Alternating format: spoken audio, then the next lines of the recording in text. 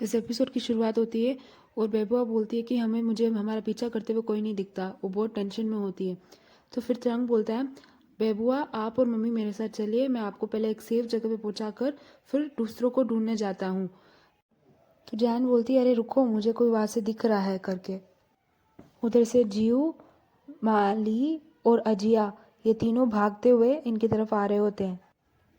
फिर आकर बेबुआ, ली, जैन और चंग और जिया आके जीव का पीछा करते करते एक सेफ जगह पर जा रहे होते हैं जहाँ पर जीव उनको ले जा रहा होता है। फिर ये लोग सब आकर एक घर की तरफ पहुंचते हैं जहाँ पर से इनको दिखता है कि डॉक्टर क्वी जो है वो नीचे चलते हुए आ रहे होते हैं और ये देखकर आके जिया और मैडम ली बहुत सरप्राइज हो जाते हैं। फिर वहाँ पर आके ली पूछती है डॉक्टर से कि आप जिंदा हैं, आपको तो मैंने पॉइजन देकर मार दिया था ना, फिर आप जिंदा कैसे हैं करके। तो उसके जवाब में डॉक्टर बोलते हैं कि वो मैं ही हूँ जिसने आके जीव को बचाया था उस पर हमला होने के बाद, और जो तुमने मुझे पॉइजन दिया था ना उसका एंटीट्यूड मैंने पहले से ही बना के रखा था क्योंकि मुझे पता था कि तुम ऐसा कुछ करोगी करके, इसलिए मैंने पॉइजन पहले ही बना दिया। तो ये देखती है कि उसका गुरु जिंदा है जिया, और वो बहुत खुश होती है। वो बोलती है कि मैं हेवन और अर्थ सबको थैंक करना चाहती हूँ कि मेरा गुरु जिंदा है और मेरा गुरु मरा नहीं। ये बोल के वो बहुत खुश होती है।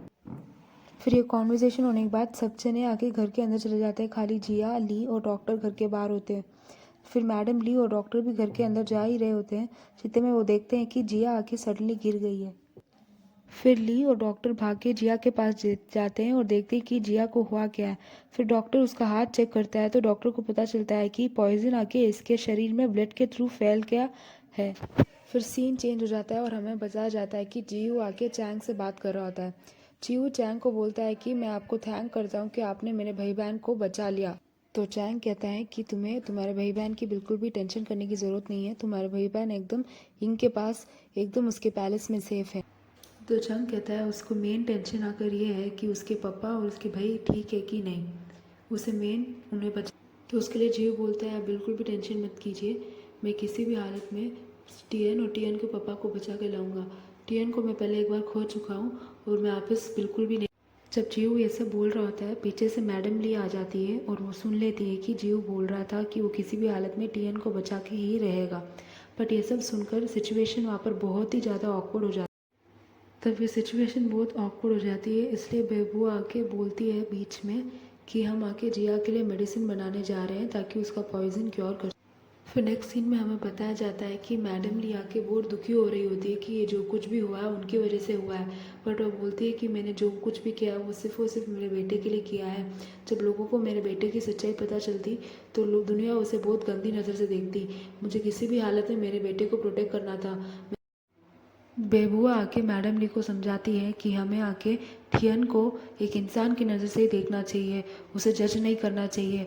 वो चाहे किसी से भी प्यार करे, हम होते कौन है उसे जज करने वाले, वो एक नॉर्मल इंसान ही है। नेक्स्ट सीन में हमें बताया जाता है कि जिया आके मर रही होती है, उसे पॉइजन की वजह से बहुत पीड़ा हो रही होती है।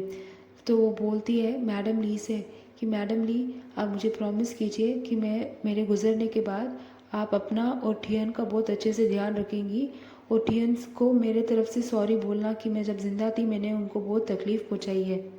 तो उसके लिए मैडम ली बोलती है जिया मैं पक्का तुम्हें प्रॉमिस करती हूँ कि मैं मेरा ध्यान रखूँगी।